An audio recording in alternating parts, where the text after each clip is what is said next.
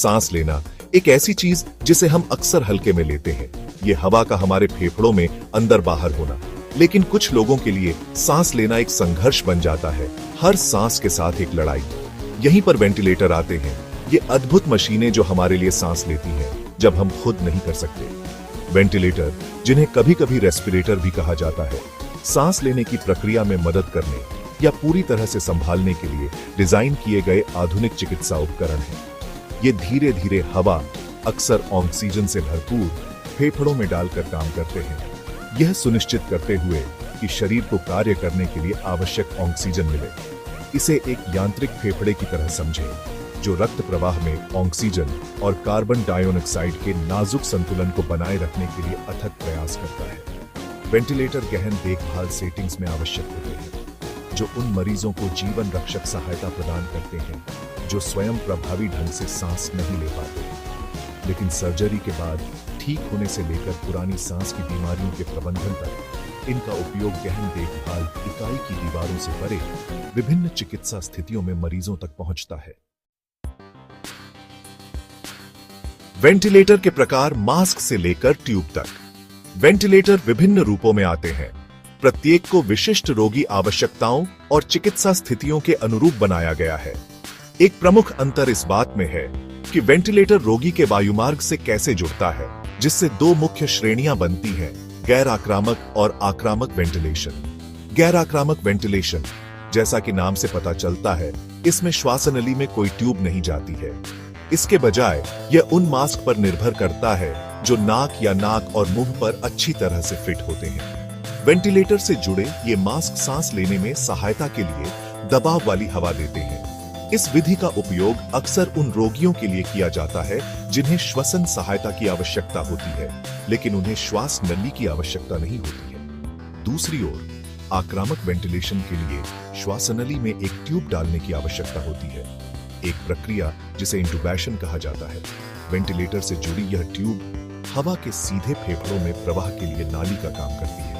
आक्रामक वेंटिलेशन का उपयोग आमतौर पर अधिक गंभीर परिस्थितियों में किया जाता है, जहां रोगी की सांस लेने की क्षमता गंभीर रूप से कम हो जाती है। गैर आक्रामक और आक्रामक वेंटिलेशन के बीच चुनाव विभिन्न कारकों पर निर्भर करता है, जिसमें श्वसन समस्या की गंभीरता, रोगी का समग्र स्वास्थ्य और प्रत्येक दृष्टिकोण के संभावित जोखिम और लाभ शामिल है। प्रत्येक रोगी के लिए सबसे उपयुक्त वेंटिलेशन विधि निर्धारित करने के लिए डॉक्टर इन कारकों का सावधानीपूर्वक मूल्यांकन करते हैं। जब सांस लेना एक संघर्ष बन जाता है, ऐसी स्थितियां जिनमें वेंटिलेटर की आवश्यकता होती है। वेंटिलेटर सपोर्ट की आवश्यकता कई चिकित्सीय स्थितियों से उत्पन्न हो सकती है, जिनमें एक समान बात होती है, सांस लेने में समस्या। ये स्थितियां तीव्र बीमारियों से लेकर पुरानी बीमारियों तक हो सकती है, जो गहन देखभाल में वेंटिलेटर की बहुमुखी प्रतिभा को उजागर करती है।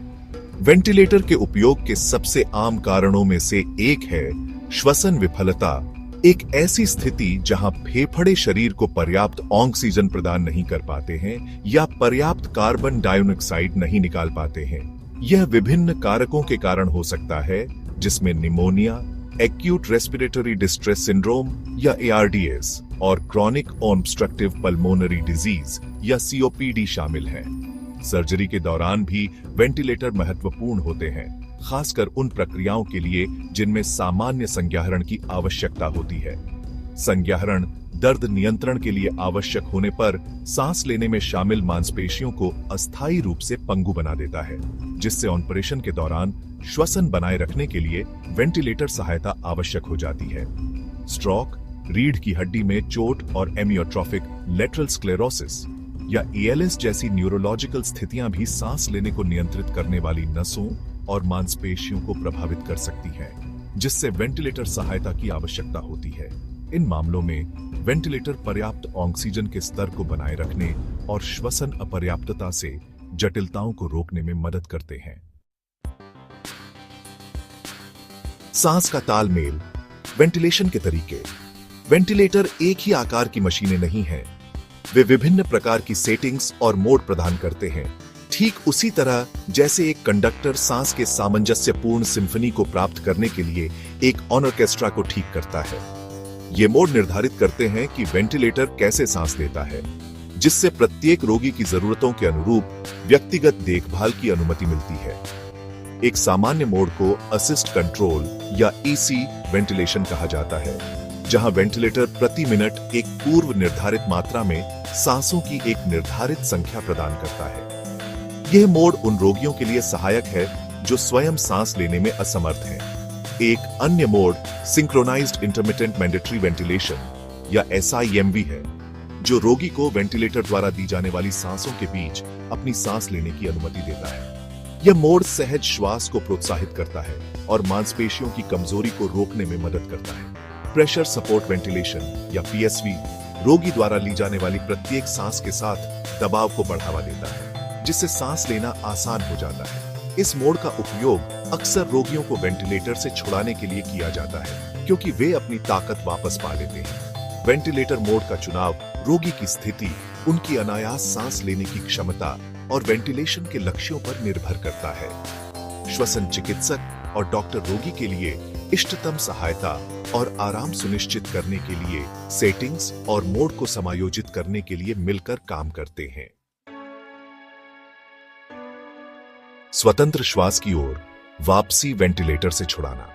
कई रोगियों के लिए वेंटिलेटर सहायता एक अस्थायी उपाय है, एक पुल जो उन्हें एक महत्वपूर्ण अवधि से तब तक मदद करता है जब तक कि उनके फेफड़े फिर से स्वतंत्र रूप से कार्य नहीं कर सकते। वेंटिलेटर सहायता को धीरे धीरे वापस लेने की प्रक्रिया, जिसे छुड़ाना कहा जाता है, पुनर्प्राप्ति प्रक्रिया में एक महत्वपूर्ण कदम है। छुड़ाना एक क्रमिक प्रक्रिया है जिसके लिए वेंटिलेटर सेटिंग्स की सावधानी पूर्वक निगरानी और समायोजन की आवश्यकता होती है। डॉक्टर और श्वसन चिकित्सक छुड़ाने के प्रत्येक चरण के लिए उनकी तत्परता निर्धारित करने के लिए रोगी की श्वास, ऑक्सीजन के स्तर और समग्र स्थिति का बारीकी से आकलन करते हैं। कई कारक छुड़ाने की प्रक्रिया को प्रभावित कर सकते हैं, जिसमें अंतर्निहित चिकित्सा स्थिति, वेंटिलेशन की अवधि और रोगी की समग्र शक्ति और फेफड़ों का कार्य शामिल है। फेफड़ों में संक्रमण या मांसपेशियों में कमजोरी जैसी जटिलताएं कभी-कभी छुड़ाने की प्रक्रिया में बाधा डाल सकती हैं, जिसके लिए समय रेखा और दृष्टिकोण में समायोजन की आवश्यकता होती है। छुड़ाने का अंतिम लक्ष्य रोगी को वेंटिलेटर की सहायता के बिना आराम से और प्रभावी ढंग से सांस लेने के लिए सशक्त बनाना है। यह एक ऐसी यात्रा है जिसके लिए धैर्य, स्वास्थ्य सेवा दल और रोगी के बीच सहयोग और स्वास्थ्य लाभ के रास्ते पर प्राप्त प्रत्येक मील के पत्थर का उत्सव मनाने की आवश्यकता होती है।